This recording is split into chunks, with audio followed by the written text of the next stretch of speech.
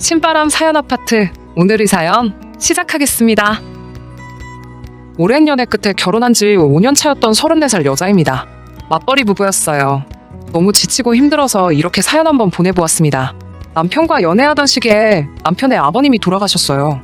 예비며느리라며 저를 그렇게 예뻐해 주셨는데 검진 중에 폐암이 발견되시고 그렇게 건강하시던 분이 거짓말같이 반년도 안 되는 사이에 돌아가셨습니다. 장례식에 참석해서 저도 많이 울었어요. 그 뒤로부터 혼자 된 어머님 외로우시다며 남편이 시어머니를 많이 챙기길래 저도 자연스럽게 밖에서 만나는 데이트보다 시어머니와 함께 시간을 보내는 식으로 남편 집에 왕래가 많아졌습니다. 시어머니는 저한테 매번 고맙다고 말해주셨고 그만큼 저를 어려워하셨어요. 그도 그럴 것이 시어머니는 전업주부셨고 생계 대부분을 돌아가신 시아버지 혼자서 버는 돈으로 꾸려가셨거든요. 남편 내 형편이 그렇게 좋은 편이 아니라서 시아버지는 60이 넘은 나이에도 일을 계속 하셔야 했습니다. 그러다 보니 시어머니는 제가 혹시나 그러한 이유로 남편과 결혼을 하지 않을 거라 생각하셨는지 저를 참 어려워하셨어요. 경제력 없는 홀어머니를 둔 아들이 부담스러울 텐데도 계속 만나줘서 고맙다면서 저한테 늘 고맙다는 말을 잊지 않으셨습니다.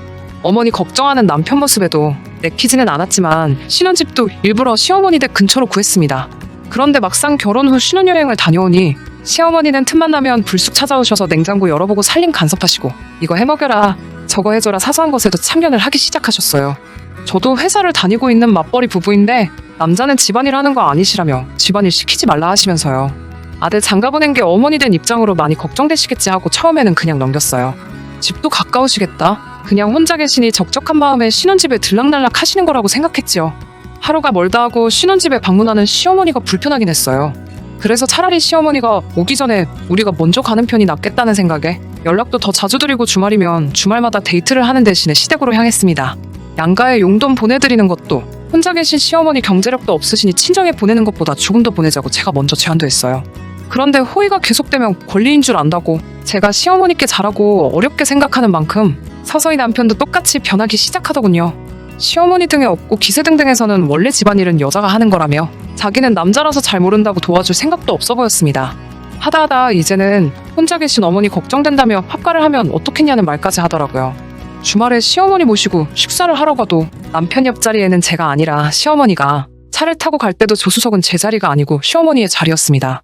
잠깐 걸어서 이동할라 치면 저 앞에 남편은 시어머니와 찰싹 달라붙어서 저는 뒤에서 제대로 따라오고 있는지 확인도 안 하더라고요. 마치 제가 남의 남편 뺏어다가 결혼 생활 하고 있다는 기분이 들었어요. 전부 다 참아내고 시어머니한테 더 잘하려고 노력했음에도 불구하고 시어머니의 간섭은 날이 갈수록 심해지시더라고요. 맞벌이임에도 집안일은 혼자서 제가 전부 독박을 써야 했고 밥도 빨래도 간단한 청소기 돌리는 것까지 저 혼자 해야만 했습니다. 남편이 잘 먹는다며 저는 먹지도 않는 김장을 하러 가야만 했고 명절 연휴가 시작되기 전날 저녁부터 시어머니 집에 찾아감에도 불구하고 마지막 날 친정에 잠깐 가려고 하면 혼자 있기 싫다시며 외롭다고 눈물을 보이시니 친정에 가고 싶어도 갈 수가 없었어요. 그렇게 4년간을 버티다가 더는 이런 생활을 못 견디겠다는 생각이 들었습니다. 전화도 방문 횟수도 줄여갔어요. 방문 횟수가 줄은 만큼 용돈도 조금 덜 드리게 되었어요. 그때쯤부터 참고만 살았던 말들도 참지 않고 그때그때 하기 시작했어요.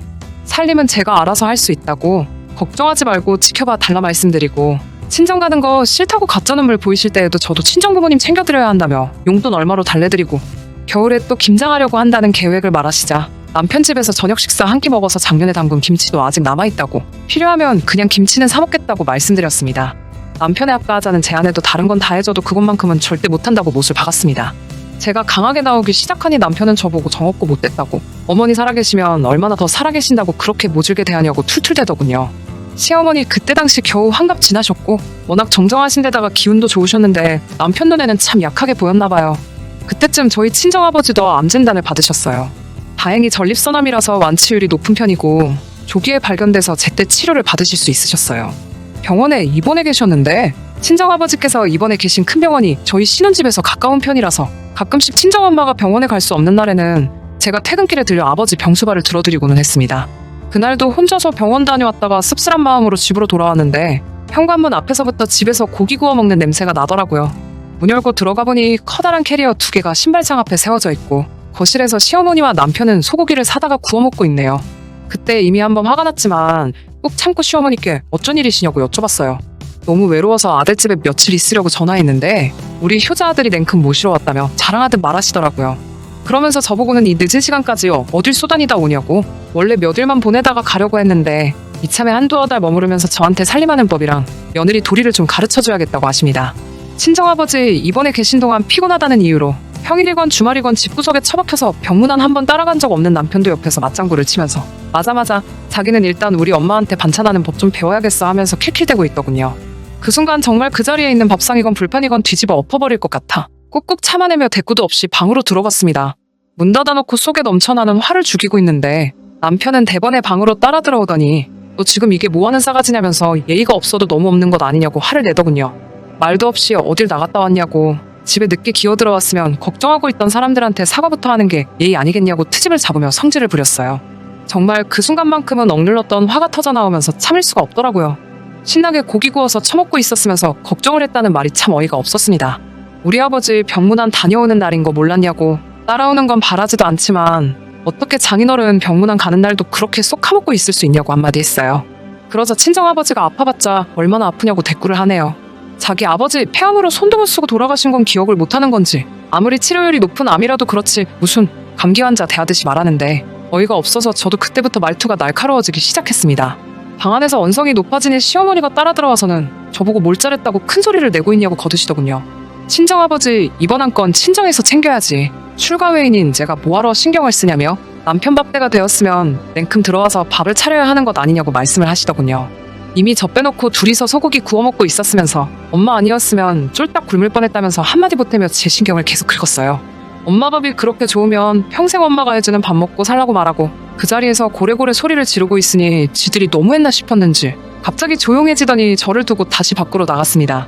방문 닫고 혼자서 감정 좀 추스르고 있는데 이내 밖에서 다시 브루스타에 불 켜는 소리가 들리더니 아까 먹던 소고기를 마저 구워 먹으면서 하하호 떠들고 있네요. 그 길로 방문을 발로 차듯 열어 제껴서 시어머니 앞으로 성큼성큼 걸어왔어요. 시어머니 제 모습에 놀라서 주춤하셨는데 저는 당황하는 시어머니 앞에 서서 어머님 죄송합니다 하고 사과를 드렸습니다. 제가 사과를 하니 남편이 기고만장해져서는 앞으로 똑바로 하라면서 우쭐대고 있더군요. 남편은 무시하고 시어머니께 말을 이어갔습니다. 어머님 아들 뺏어오는 게 아니었는데 아직 엄마 품이 그렇게도 좋은 남자인 줄도 모르고 제가 데려와서 죄송합니다. 혼자 되신 게 안쓰러워 집도 가까이 구하고 친정어머니한테 하듯 효도하려고 했는데 어머님께 필요한 건 효도가 아니라 아들이었네요. 어머님도 제가 아들 데려가서 많이 외로우셨을 거라는 걸 생각도 못했어요. 정말로 죄송합니다. 아들은 다시 돌려드릴 테니 이제 외롭지 않게 매일같이 품에 끼고 사세요 라고 말씀드리고 다시 방으로 들어가서 큰 가방에 화장품이랑 출근할 때 입을 옷 몇 가지만 쓸어 담아서 그 길로 친정으로 향했습니다. 친정에 도착하니 이미 제 핸드폰에 남편하고 시어머니가 번갈아 가면서 전화랑 카톡을 해대는데 내용을 보니 자기들이 한 행동에 일절 사과의 한마디는 없고 지금이라도 기어들어오면 아무 일도 없었던 걸로 용서해주겠다며 으름장만 놓네요. 며칠 그렇게 친정에서 지내니 그제서야 지가 잘못했다며 일단 얼굴 보고 이야기하자고 했다가 진짜 이럴 거냐며 다시 화를 내기도 하고 이랬다 저랬다 말 바꾸는 모습이 흡사 미친 사람처럼 보였습니다. 친정에는 아버지도 아프신데 걱정거리만 늘리는 것 같아 남편이 출장 중이라서 혼자 집에 있으니 무서워서 친정에서 며칠 지내다 가려고 왔다고 말씀드렸지만 아무리 생각해도 돌아갈 자신이 생기지 않아 이혼을 하려고 한다고 말씀드렸습니다. 친정어머니는 제가 짐 싸들고 온 순간부터 이미 눈치를 채고 계셨더라고요. 아무튼 이제 친정에도 이야기를 했겠다. 제가 더 이상 참아야 할 이유도 숨겨야 할 이유도 없어졌습니다. 남편에게 연락해서 이혼하겠다는 의사를 밝혔어요. 앞으로 저한테 따로 연락할 건 없고 할 말이 있으면 변호사를 통해서 해줬으면 좋겠다고 못을 박았어요. 남편도 저한테 소리를 고래고래 지르며 어디 한번 해보라는 식으로 나왔습니다. 친정에 온 지도 어느덧 3개월째인데 남편이 호락호락 물러나지 않을 거라고 생각했는데 전화와 카톡으로 매일같이 폭언을 일삼아준 덕분에 증거 수집은 정말로 쉽게 끝나버렸네요. 그런데 얼마 전에 시어머니한테 전화가 왔습니다. 남편 빼놓고 둘이서 만나자고요. 시어머니 그제서야 그동안 제가 며느리로서 얼마나 잘했는지 칭찬을 하시면서 자기가 잘못 생각했다며 그날의 일을 후회하고 있다고 저에게 사과를 하시네요. 저는 이미 마음 굳혔다는 말씀을 드려도 평소 같으면 어디다 따박따박 말대꾸를 하냐며 화를 내실 분이 제 심정 다 이해한다고 하시면서 그래도 어떻게 안 되겠냐는 식으로 저에게 빌다시피 하시더군요. 솔직히 그때 조금만 더 시어머니하고 이야기했으면 없었던 일로 돌아갈 뻔도 했습니다. 제가 미쳤죠. 그런데 다행히 저한테 빌듯이 사과하고 있는 시어머니 앞에 전화가 한 통 걸려오더군요. 남편이었습니다. 귀가 잘 안 들리셔서 전화기 볼륨을 어찌나 크게 해놓으셨는지 마주 앉아있는데도 남편 목소리가 다 들리더군요. 남편은 전화기 너머로 밥솥에 밥이 없다고 어떻게 밥도 안 해놓고 나갈 수 있냐고 하면서 시어머니를 원망하듯이 투덜대고 있네요. 정신이 확 들더군요. 시어머니가 제 앞에 이렇게까지 사과를 하는 이유를 알겠더라고요. 다시 남편 뒷바라지하며 저녁밥 챙겨주고 자는 거 깨워서 출근시켜주고 아주 똥수발을 들게 생겼으니 그제서야 제 빈자리가 느껴지셨나 봅니다. 남편한테 그거 하나만큼은 고마워요. 그때 시어머니께 전화를 해서 밥 타령만 하지 않았어도 시어머니 사과에 거의 넘어갈 뻔했었으니까요. 아, 하나 더 고마운 게 있네요. 정신 못 차리고 문자며 전화로 매일같이 저한테 욕짓거리를 해준 덕분에 이혼하는데 따로 증거 수집을 할 필요도 없게 도와줬으니까요. 시어머니께 웃으면서 한 말씀 드렸습니다.